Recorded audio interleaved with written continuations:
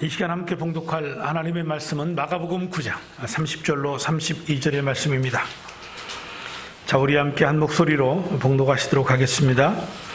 그들은 거기에서 나와서 갈릴리를 가로질러 가고 있었다.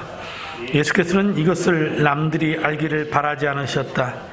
그것은 예수께서 제자들을 가르치시며 인자가 사람의 손에 넘어가고 사람들이 그를 죽이고 그가 죽임을 당하고 나서 사흘 뒤에 살아날 것이라고 그들에게 말씀하셨기 때문이다.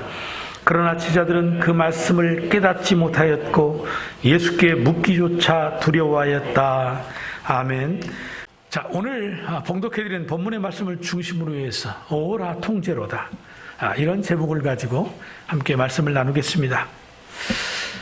많은 사람들이 이미 알고 있는 것처럼 이 원숭이 잡는 법이라는 그러한 이야기가 있습니다. 주둥이가 작고 몸통이 큰 병아리 모양의 이 독특한 이 조롱박을 숲에다가 매달아 놓는 거죠. 그리고 그 안에는 원숭이가 좋아하는 먹이를 집어넣습니다. 원숭이들이 먹이의 냄새를 맡고 와서 그 조롱박 안에 손을 집어넣습니다. 그런데 넣을 때에는 손을 펴서 넣으니까 들어갑니다. 하지만 그 안에서 그 먹이를 움켜잡으면 더 이상 손을 뺄 수가 없습니다. 사랑하는 사냥꾼들은 바로 이것을 노리는 겁니다. 그래서 원숭이가 손을 넣고 손을 빼려고 하는 모습을 보고 여유로운 모습으로 원숭이에게 다가갑니다. 그러면 원숭이가 저 사람이 나를 잡으려고 오는구나 생각하면 이 손만 펴면 손이 빠져서 도망칠 수 있는데, 원숭이는 자기가 쥐고 있는 이 먹이를 놓기가 너무나도 아까운 거죠. 그래서 손을 펴지 못하는 겁니다. 그래서 결국은 원숭이 사냥꾼에 붙잡혀서 죽임을 당하게 되는 것입니다. 웃으면서 넘어갈 이야기 같지만은 오늘을 살아가는 우리들의 욕망의 모습이 아닌가, 이런 생각을 해보는 겁니다. 손만 펴면 되는데 그게 뭐라고? 조금만 욕심을 내려놓으면 되는데 그 돈이 뭐고 명예가 뭐라고? 왜 우리는 그렇게 어리석은 삶을 살아가는가? 그래서 우리는 이런 그 모습을 보면서 스스로에게 질문을 던져보는 겁니다. 나라면 과연 어땠을까? 손을 폈을까? 하나를 얻었으니 또 다른 하나를 얻기 위해서, 조금 더 가지기 위해서 끝까지 움켜쥐지는 않았을까? 왜 알면서도 내려놓지 못할까? 그럴 때 우리는 우리 자신을 바라보면서 오라 통제로다, 나는 어찌 된 사람인가? 라고 외칠 수밖에 없는 것입니다. 여러분, 드라마를 보면 이 시청자들이 이 분통을 터뜨립니다. 아니, 어떻게 저럴 수 있어? 막 이럽니다. 여러분, 그러시지 않나요? 쉽게 말하자면 욕하면서 봅니다. 그런데 그 현실이 내 현실이 되면 나도 어쩌면 그렇게 똑같습니까? 이렇게 공감과 현실은 너무나도 다른 것입니다. 그래서 나는 나를 보고서 오라, 나는 어찌 된 사람인가? 오라 통제로다, 탄식을 하게 되죠. 자, 이런 말씀을 드리는 이유는 무엇입니까? 오늘 본문의 이 제자들의 모습이 주님 보시기에 오라 통제로다, 너희들이 나와 지금 얼마의 기간 동안 함께 있었으며 내가 너희들을 얼마나 가르쳤으며 수많은 이적과 기적을 너희들에게 보여주었느냐, 그런데 너희들이 이럴 수밖에 없단 말이냐? 오라 통제로다. 이 주님의 안타까움을 느낄 수 있기 때문입니다. 오늘 32절의 말씀을 보십시오. 그러나 제자들은 그 말씀을 깨닫지 못하였고 예수께 묻기조차 두려워했다. 예수님이 가르치셔요. 그럼에도 불구하고 저들은 깨닫지를 못한다는 거죠. 오히려 묻기조차 두려워했다. 왜 그렇습니까? 십자가의 도, 오늘 우리가 살펴볼 이 십자가의 도, 그것이 그들에게는 가벼운 것이 아닌 그들을 짓누르는 무거운 것이기 때문입니다. 피하고 싶었겠죠. 도망치고 싶었겠죠. 여기에 인간의 욕망이 있는 것입니다. 그 손만 펴면 너도 살고 나도 살고 더 잘 될 건데 그것을 펴지 못해서 결국은 죽음을 맞이하는 원숭이와 똑같은 그런 모습인 것입니다. 물론 하나님 앞에 이 주님의 제자들로서의 모습들이 그들도 인간인지라 여전히 연약함이 있겠지요. 그런데 성경을 읽다 보면 우리가 놀라리만큼 제자들이 정말 믿음 없는 사람들입니다. 적어도 그들은 주님의 제자 아닙니까? 그토록 주님 곁에서 말씀을 듣고 놀라운 이적과 기사를 직접 보고 목격했다면 예수님이 누구신지, 주님이 무엇을 원하시는지 분명히 깨달았을 거 아닙니까? 그런데 늘 부족한 모습만 보여주는 겁니다. 우리가 복음서를 읽다 보면 12지자들의 이 부족한 모습들을 일일이 열거할 수 없을 정도로 많은데 그 대표적인 것을 간략히 살펴보면 예를 들면 복음서에 예수님께서 배를 타고 건너가시는 그 장면 속에서도 언제나 제자들은 주님에게 책망만 듣습니다. 마가복음 4장 40절에 어찌하여 이렇게 무서워하느냐 너희가 어찌 믿음이 없느냐 바람과 바다를 잔지 않게 하신 후에 지자들에게 하신 말씀이 있어요. 어디 그뿐입니까? 밤사경에 지자들이 배를 타고 가다가 이 풍랑을 만나서 거의 죽게 될 때 예수님이 그들을 구하시려고 무리를 걸어가실 때 그들은 유령이라 하면서 무서워서 비명을 지르고 공포에 휩싸입니다. 그리고 예수님께서 4,000명을 먹이신 후에 배를 타고 가시면서 제자들을 연속적으로 책망하시는 장면이 나오는데 아주 압권입니다. 마가복음 8장 17절부터 21절인데요. 그 말씀을 보면 이렇습니다. 아직도 알지 못하며 깨닫지 못하느냐? 너희 마음이 둔하냐? 너희가 눈이 있어도 보지 못하며 귀가 있어도 듣지 못하느냐? 또 기억하지 못하느냐? 아직도 깨닫지 못하느냐? 보십시오. 아직도 알지 못하느냐? 아직도 깨닫지 못하느냐? 너희들의 마음이 그렇게 둔하냐? 눈이 있으면 뭐하니? 보지를 못하는데. 귀가 있으면 뭐하니? 듣지를 못하는데. 또 머리가 그토록 나쁘냐? 그렇게 기억력이 없니? 아직도 깨닫지 못하니? 라고 그렇게 말하고 있지 않습니까? 이런 제자들의 모습을 보면 답답하기 그지 없습니다. 그래도 시간이 흐르다 보니까 제자들이 조금은 믿음의 눈을 떠서 예수님이 누구신지를 아는 겁니다. 그래서 너희는 나를 누구라고 하느냐 그랬더니 주는 그리스도시요 살아계신 하나님의 아들이니이다. 이 고백을 해요. 그래서 주님께서는 비로소 그 신앙의 고백을 받으시고 제자들을 가르치시는 겁니다. 주님의 고난과 십자가를 예고하십니다. 21절에 이때로부터 예수 그리스도께서 자기가 예루살렘에 올라가 장로들과 대제사장들과 서기관들에게 많은 고난을 받고 죽임을 당하고 제3일에 살아나야 할 것을 지자들에게 비로소 나타내시니 하지만 아직도 아닙니다. 여전히 저들은 하나님의 일을 생각하지 아니하고 땅의 일만 생각한다고 그랬습니다. 그래서 예수님의 이 같은 순한 예고가 성경에 보면 3번이 나타나는데 그때마다 이 제자들은 엉뚱한 반응을 보이고 엉뚱한 행동을 하는 것입니다. 첫 번째 순환 때는 베드로가 예수님의 바짓가랑이를 붙잡고 예수님은 바지를 안 입으셨죠.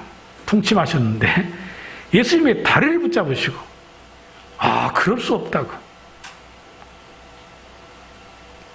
주님 앞에 예언하지 않습니까? 그리고 두 번째 순환 예고에는 제자들이 오늘 본문의 말씀처럼 깨닫지 못하고 묻기도 두려워했다 이렇게 기록하면서 다음에 살펴볼 말씀이지만 저들은 길을 가다가 누가 크느냐 서로 다툼까지 하게 됩니다.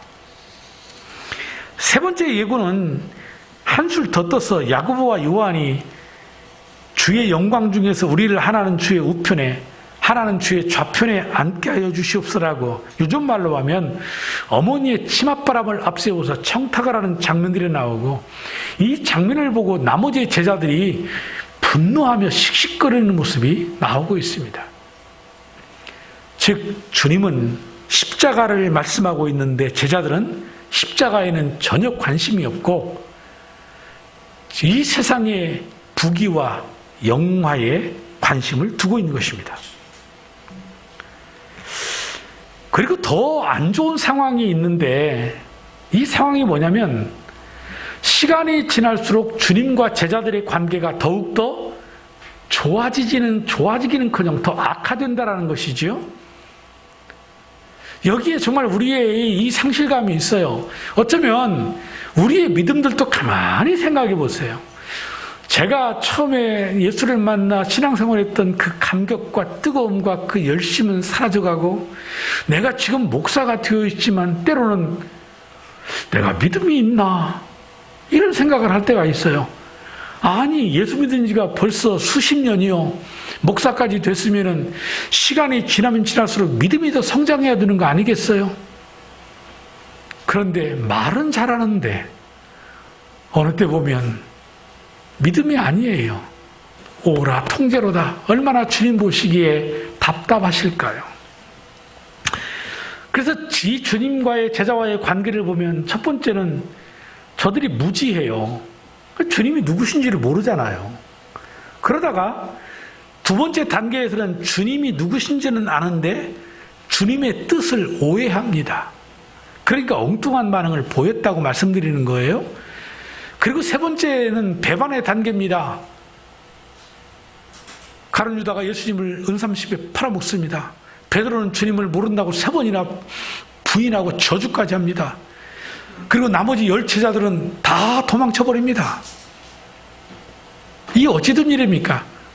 시간이 지나면 지날수록 신앙생활을 오래하면 오래할수록 믿음이 더 커져야 되는데 오히려 믿음은 온데간데 없고 겉으로는 크리스찬이고 겉으로는 하나님의 이름을 부르지만은 조금만 어려움이 오고 조금만 자신의 생각과 맞지 아니하고 관계가 조금만 어려워지면 서로가 서로를 미워하고 떠나가고 우리는 도대체 어찌 된 사람들입니까?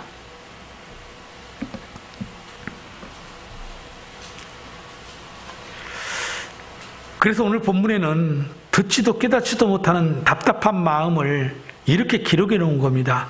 32절 다시 봅니다. 그러나 제자들은 그 말씀을 깨닫지도 못하였고 예수께 묻기조차 두려워했다. 오라 통제로다. 여러분 우리가 잘 아는 것처럼 마가복음은 마가가 기록했어요. 그러니까 지금 이 답답한 이 사람들 누구란 얘기입니까? 바로 자기 자신입니다. 참 마가의 이 솔직함이 참 좋습니다. 자신의 약점, 자신의 허물을 이렇게 기록한다는 것은 그리 쉬운 일은 아닌 것입니다. 어디 이뿐입니까? 사도 바울도 자신의 영적인 상태를 로마서 7장 15절로 17절에 이렇게 기록해 놨습니다. 나는 내가 하는 일을 도무지 알 수가 없습니다. 내가 해야겠다고 생각하는 일은 하지 않고 도리어 해서는 안 되겠다고 생각하는 일을 하고 있으니 말입니다.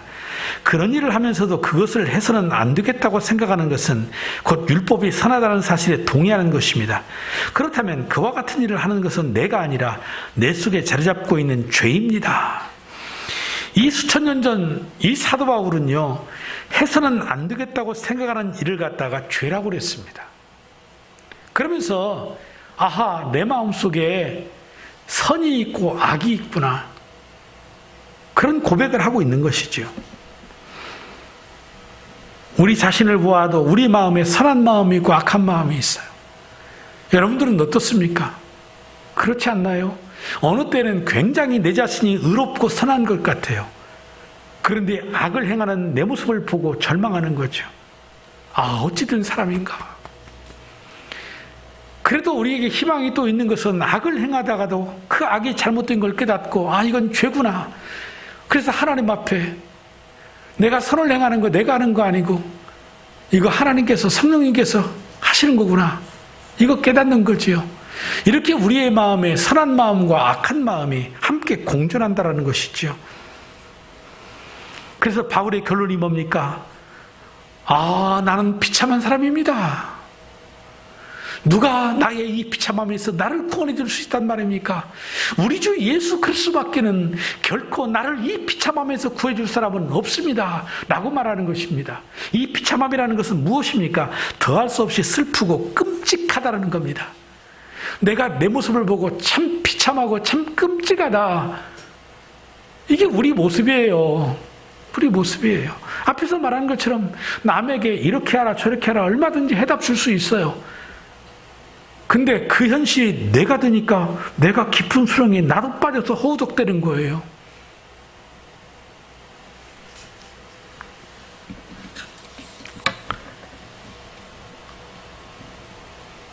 그래도 우리 주님은 사랑의 주님이신 줄로 믿습니다.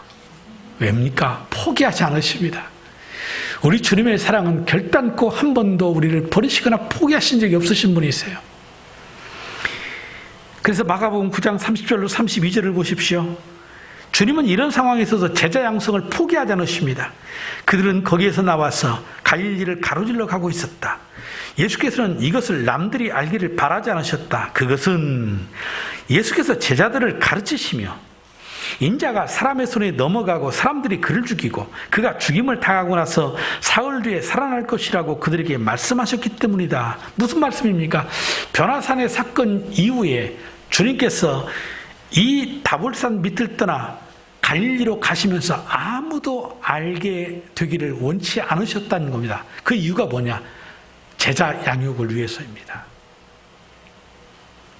그래서 제자들에게 십자가의 죽으심과 이 부활을 가르치시기 위함이셨습니다. 여러분, 이제 예수님께서 십자가에 조금 있으면 죽으십니다. 죽으시고 올라가시면 이 땅에 남는 건 누구입니까? 제자들밖에 없습니다.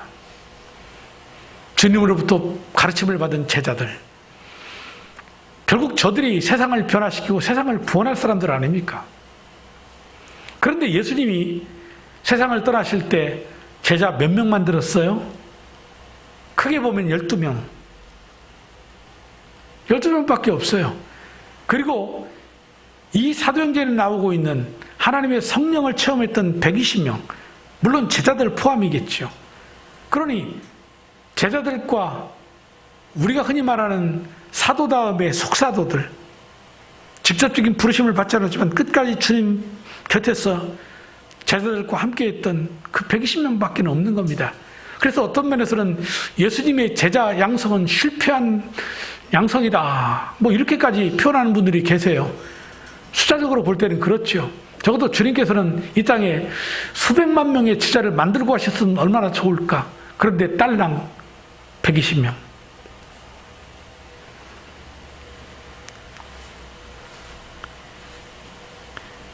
우리는 마지막이 가까울수록 영혼을 구원하여 제자 만드는 이 일에 전념해야 합니다. 결국 교회의 본질은 제자 만드는 겁니다. 이 말씀을 준비하면서 쓸데없는 생각을 한번 해봤습니다. 내가 죽으면 예일교회에는 제자가 몇 명이나 남을까? 나는 도대체 제자를 몇 명이나 만들고 세상을 떠날까? 이런 생각도 해보았습니다. 그래서 예수님은 제자들에게 또다시 십자가를 가르치는 겁니다. 31절에. 그것은 예수께서 제자들을 가르치시며 인자가 사람들의 손에 넘어가고 사람들이 그를 죽이고 그가 죽임을 당하고 나서 사흘 뒤에 살아날 것이라고 그들에게 말씀하셨기 때문이다.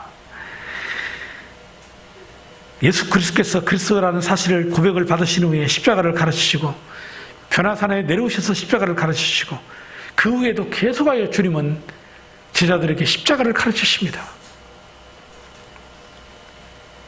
그런데 여러분, 이런 의문 들지 않으세요? 십자가가 뭐라고? 그렇게 예수님은 계속하여 시간만 나면 십자가를 가르치셨을까? 제자들에게 자신의 마음을 알아달라고 그러셨을까요? 오라 통제로다. 내가 저것들을 제자라고 키워놨구나. 지 스승은 지금 며칠 있으면 십자가에 달려 죽을 건데 아이고 저것들은 내 속도 모르고 이놈들아 내가 십자가 지고 죽는다니까. 그래서 자꾸 십자가 얘기했을까요? 아닙니다. 왜 그러면 제자들에게 이 십자가의 이야기를 반복할까요? 여러분, 십자가는 좋은 것인 줄로 믿으시기를 바랍니다. 나는 아멘이 안 나올 줄을 이미 알고 있었어요. 1부 때도 안 나왔으니까. 누가 십자가 좋아해요? 누가 고난과 고통을 좋아해요? 그런데 여러분, 이 십자가가 없었다면 부활이 없는 겁니다.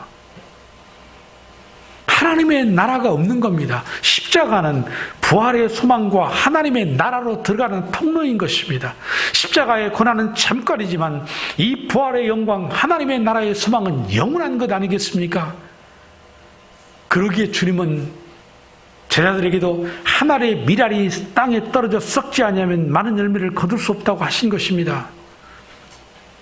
이 십자가는 우리에게 죄사함을 주는 것이요, 우리를 모든 억압에서 풀어주는 자유케 하는 것이며, 뿐만 아니고 이 십자가를 통하여 하나님의 절대적인 사랑이 무엇인가를 우리에게 맛보게 하고 하나님의 나라의 소망을 주는 것이 바로 십자가인 것입니다. 그래서 예수님께서는 제자들에게 십자가, 십자가, 십자가, 십자가, 시간만 나면 십자가 얘기를 하실 것입니다.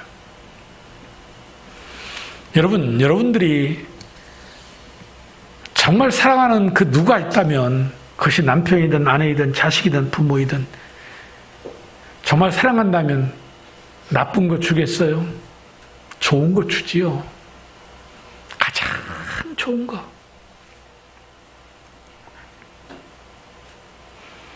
남편이 아내를 사랑한다 하면서 돈을 꼬불쳐 놓고 그 돈의 일부를 주면서 내가 당신 사랑해. 절대 그 사랑 아닙니다. 돈을 더 사랑하지. 당신을 내가 사랑하긴 사랑하는데 당신은 두 번째야. 돈 다음이야. 이렇게 생각하시면 틀리지 않아요. 그러나 진짜 사랑하면요, 다 주어요. 그래서 하나님이 그러셨어요. 자신을 주심과 같이 사랑하셨다. 하나님이 우리를 사랑하시되 자신을 주심과 같이 사랑하셨다. 그래서 주님께서는 지금 사랑하기 때문에 이 십자가를 가르치시는 겁니다. 바울 사도도 갈라디아서 6장 14절에 이렇게 말합니다. 그런데 내게는 우리 주 예수 그리스도의 십자가밖에는 자랑할 것이 아무것도 없습니다. 아니, 이게 무슨 말입니까? 뭐 자랑할 게 있다고 십자가를 자랑합니까? 여기서 말하는 십자가의 자랑이 여러분들의 목걸이에 있는 뭐 금으로 된 그런 목걸이여서 나 십자가 찼어 그러는 겁니까? 그게 십자가 자랑하는 겁니까? 금 자랑하는 거지. 돈 자랑하는 거지. 이 십자가는 고난을 말하는 겁니다. 그렇기 때문에 이 사도 바울은 얼마나 이 십자가 때문에 고난과 고통을 당했습니까? 하지만 이 고난을 당했기에 주님의 능력을 맛보고 주님의 이적을 체험하지 않습니까? 뿐만 아니고 이 부활을 통하여서 그 많은 사람을 구원하고 정말 하나님의 놀라운 표적들을 경험합니다. 물론 십자가의 길은 너무나도 힘들었어요. 바울의 노년에는요, 바울 주변의 사람들이 따르지를 않았습니다. 외로웠습니다. 그러나 그는 고난을 받으면서 신실하신 하나님, 고난 후에 반드시 주실 부활의 영광을 바라봤기 때문에 나는 이 십자가를 자랑한다 라고 표현을 했던 것입니다. 그리고 그뿐만 아니고 사랑하는 이 영적인 아들 디모데에게 뭐라고 가르치십니까? 나와 함께 고난을 받으라, 이 말을 반복해서 가르칩니다. 여러분들은 여러분들의 자식들을 사랑하시지요? 그렇다면 십자가의 도를 가르치십시오. 아들아, 딸아, 너희 앞에 있는 고난은 다 이 아빠가 짊어지고 이 애미가 짊어지고 갈 테니 너는 꽃길만 걸어라. 이게 자식을 위하는 것이라고 착각하지 마십시오. 이것은 자식을 망치는 길입니다. 진정으로 자식을 성공시키고 싶다면 십자가 고난을 가르치시기를 바랍니다. 왜 앞에 있는 좋은 것을 믿는다고 하면서 이 잠시의 고난을 안 가르치는 겁니까? 이건 진짜 자식을 사랑하는 게 아닙니다. 세상의 사람들도 그렇습니다. 세상 사람들도 제대로 된 사람은요, 자녀들에게 자립심, 독립심, 고난을 가르칩니다. 여러분, 우리가 남자들은 대부분 알 거예요. 유명한 축구 스타 황제 베컴. 이게 몇 년 전 통계인데 베컴의 자산이 6,800억. 이게 상상이나 가는 돈이에요? 아마 지금은 1조가 될지도 몰라요. 그 1조의 재산을 가진 베컴이요, 자기 아들에게 시간당 4,500원짜리 커피숍에서 시급을 아르바이트를 시킵니다. 왜인 줄 아세요? 돈의 가치가 소중하다는 걸 깨닫게 하기 위해서입니다. 땀을 흘리면서 돈의 가치를 깨달아야 된다. 만약에 우리 자녀들, 부모님들이 자꾸 고난은 안 가르치고 좋은 것만 주려고 하면, 아이고, 우리 부모님이 나를 사랑하시는가 봐. 그래, 그건 틀림없을 거예요. 근데 우리 부모가 나를 망치기로 작정을 했구만. 이렇게 생각하세요. 근데 돈이 없는 것도 아닌데 자꾸 이놈아, 너도 뭔가 네 힘으로 해봐야 할 거 아니야? 라고 하면서 막 내쫓으면, 아이고, 저런 노랭이 아버지. 돈도 많으면서 왜 나를 갖다가 이렇게 고생시키나. 그렇게 생각하지 마시고, 아이고, 우리 부모님이 나를 정말 사랑하시는구나. 이렇게 생각하시기 바랍니다. 그래도 돈이 좋지. 그렇습니다. 고난은 참으로 좋은 선물입니다. 하나님은 사랑하는 자녀들에게 고난을 주십니다. 하나님이 저를 얼마나 사랑하시는지 이 고난을 주신 것 같습니다.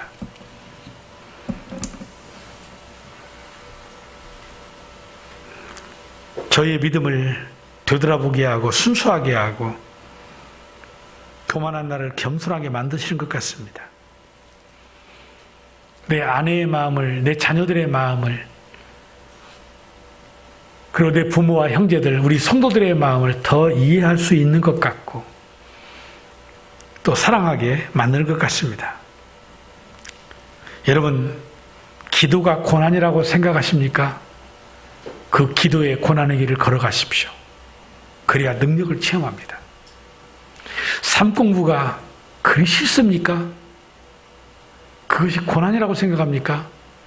그 삶 공부의 짐을 지고 가셔야만 여러분들의 영적인 성장이 이루어지는 것입니다. 그 길을 통과하지 아니하고 어떻게 우리의 믿음이 성장하고 우리가 하나님 앞에 성숙함을 이룰 수 있겠습니까? 이 고난을 회피하고 십자가의 이 길을 회피한다면 30년, 40년, 50년, 60년 예수 믿어도 오히려 처음보다 못합니다. 제자들의 모습이 그걸 우리에게 이미 보여줬잖아요. 시간이 지난다고 다 믿음이 크는 게 아니구나. 결국은 우리의 믿음이 성숙되고 우리의 믿음이 자라는 것은 이 고난의 십자가의 길을 걸어갈 때 주께서 우리를 달려나서 정금과 같이 나아가게 하시고 하나님의 주실 그 축복을 받아 누리게 하시는 것입니다.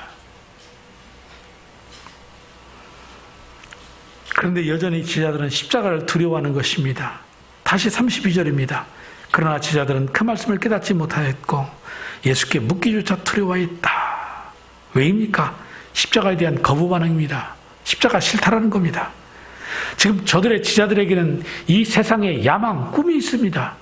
예수님이 왕이 되셔야 자기들이 장관이라도 해먹고 좌표이든 우표이든 두 번째 서열이든 세 번째 서열이든 뭔가를 해먹을 건데 거기에 자신들의 욕망이 있는데 예수님이 십자가 지라 그러니 십자가에서 주님 죽으시면 안 되지요. 결코 그런 일이 있을 수 없는 거지요. 그러니까 항변하는 겁니다. 결단코 주님은 그러셔서는 안 됩니다. 주님을 생각하는 것이 아니고 자신들의 야망을 위해서인 것입니다. 그래서 다시 한번 오라 통제로다 가슴을 치는 것입니다. 어쩌면 말씀드린 것처럼 이 십자가를 싫어하는 것은 인간의 본성인지도 모르겠습니다. 무엇을 보면 알 수 있느냐? 우리가 경제적으로 풍요롭게 살면 살수록 오히려 신앙생활을 더 안 한다는 겁니다. 여러분, 십자가는 생명이에요. 십자가는 생명력이 있는데 십자가를 거부하는 믿음은요, 생명력이 없어요. 잘할 수가 없는 것입니다. 그래서 가면 갈수록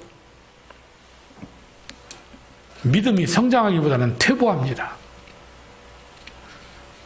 그것이 역사가 지금 보여주는 겁니다. 우리가 흔히 말하는 기독교의 선진국들, 교회들이 텅텅텅 비어가고 있습니다. 교회가 술집에 팔리기도 하고 교회가 무슬림에 팔리기도 하고. 그런데 우리나라도 마찬가지 아닙니까? 수만 명이 모이는 대형교회 가면 갈수록 줄어들고 있습니다. 사람들은 십자가의 복음을 듣는 것을 싫어합니다. 그래서 디모데후서에 보면 4장 3절에 때가 이르면 사람들이 건전한 교훈을 받으려고 하지 않고 귀를 즐겁게 하는 말을 들으려고 자기의 욕심에 맞추어 스승을 끌어들일 것입니다. 여러분, 이 뒷부분에 스승을 끌어들인다 이 말은 자신들에게 맞는 말을 해줄 사람을 찾는다는 얘기입니다. 그래서 어느 교회는 성도들 일부가 연판장을 돌렸어요.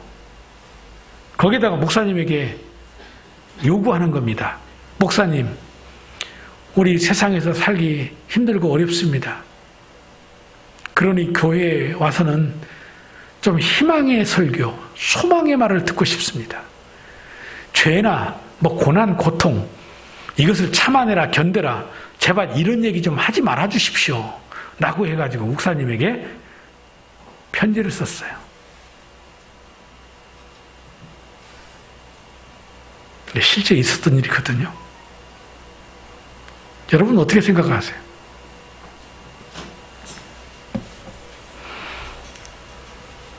여러분, 예수님은 사람들이 싫어해도, 제자들이 싫어해도 십자가를 반복해서 가르쳤다고 그랬어요. 왜냐? 그것이 좋은 것이기 때문에.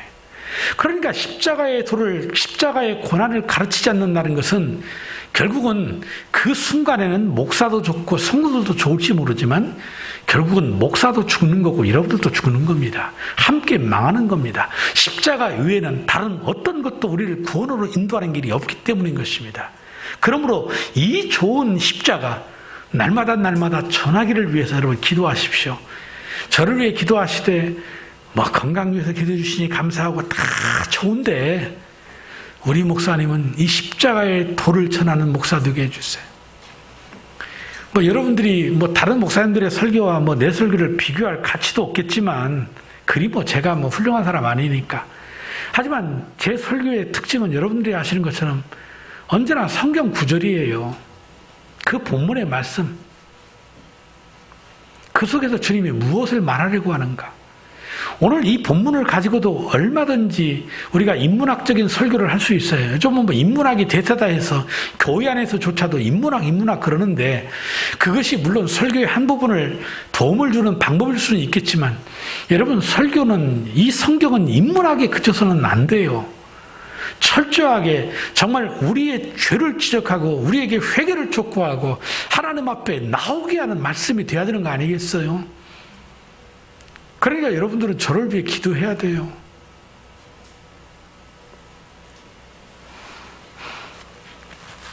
여러분들도 말씀을 들을 때에는 조금 부담스럽게 들으셔야 합니다. 오늘 말씀은 꼭 나를 보고 하는 소리 같네. 부담스럽게 들으셔야 돼요. 그렇지 않으면요, 여러분들의 귀만 커져서요, 여러분들은 다른 사람만 판단하고 그게 바로 교만의 징조예요, 여러분. 그래서 우리는 서로를 위해 기도해야 합니다. 우리 목사님은 십자가 성경만을 가르치게 해주세요. 그래서 마가복음에서 제가 앞에는 하나님의 나라 얘기만 계속, 저 말씀을 왜 하나님의 나라와 연관시켜서 저러실까? 아니요, 맞는 말이에요. 하나님의 나라를 선포하신 예수님이 때가 되면 제자를 기르셨어요. 마지막까지 주님은 제자 훈련하세요. 그리고 죽으시는 거예요. 그냥 이 흐름에서 저는 벗어나지 않으려고 사실 몸부림을 치는 겁니다. 쉽게 가려고 하면 얼마든지 설교도 쉽게 할 수 있는 본문이지만 우리 성도들이 믿음 설교할 때는 얼마나 아멘 크게 하는지 몰라요. 믿음이 이깁니다. 믿음은 불가능이 없습니다. 이런 설교하면요, 성도들이 아멘 반응이, 여러분들 모르실지 모르겠지만 저는 느끼거든요.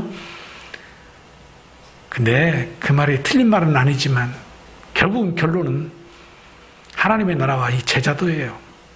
이게 주님이 이 땅에 오신 목적이거든요. 이거 놓치지 않으려고 노력을 하는 겁니다. 사랑하는 성도 여러분들, 말씀을 맺으려고 합니다. 예수님은 제자들에게 십자가의 도를 반복해서 가르쳤습니다. 왜입니까? 십자가가 좋은 것이기 때문입니다. 그 순간에는 쓰디쓰고 그 순간에는 고통이고 고난일지 모르겠지만 그것을 통과하고 나면 부활의 영광이 있다. 하나님의 나라의 영광이 있다. 이것을 바라보셨기 때문인 것입니다. 사도 바울도 그랬고 우리의 믿음의 모든 선도들은 다 이 영광을, 앞에 있는 영광을 바라보고 그 길을 걸어가셨고 주님조차도 그 영광을 바라보시면서 십자가의 고통을 참으셨다고 그랬습니다. 우리가 십자가에 대한 거부 반응을 보이는 것은 우리에게도 이 제자들과 같은 세상적인 욕망이 들어있기 때문인 것입니다. 하지만 잊지 마십시오. 우리는 오직 십자가와 부활의 영광만을 바라봐야 됩니다. 왜냐하면 십자가 이외에는 이 주님의 나라에 들어갈 수 있는 통로가 없기 때문입니다. 여러분들이 여러분들의 자녀를 사랑하신다면 좋은 것 먹이고 좋은 것 입히고 싶은 그 마음은 알겠지만 그렇게 하시되 제자들에게도 스스로 고난을 헤쳐나가고 스스로 자립하고 땀의 가치를 깨우쳐주고 그것이 자식을 사랑하는 길이라는 걸 잊지 마시길 바랍니다. 그래서 우리 예일교회와 우리 성도들 모두가 다 오늘 이 말씀을 통해서 우리 자신의 가슴을 한번 치는 겁니다. 오라 통제로다. 저 제자들의 모습이 내 모습이구나. 하지만 여러분 늘 결론은 뭡니까? 주님이 십자가에 죽으실 때까지도 제자들은 여전히 똑같은 모습이지만 성령이 오시니 제자들이 달라졌다. 아 그렇구나. 내 힘으로 안 되는구나. 우리 오늘 목자님의 기도처럼 내 힘으로 할 수 있는 게 아무것도 없어요. 하나님이 해주셔야 돼요. 그 하나님이 어떤 하나님이십니까? 성령 하나님이십니다. 능력의 하나님이십니다. 그분이 하시면 되는 겁니다. 그 성령을 우리가 마음속에 계신 성령님을 정말 초청해서 우리 삶을 다스려달라고 통치해달라고 그렇게 기도함으로 주님의 참된 제자의 삶을 살아가는 저와 여러분 되기를 주님의 이름으로 축복합니다.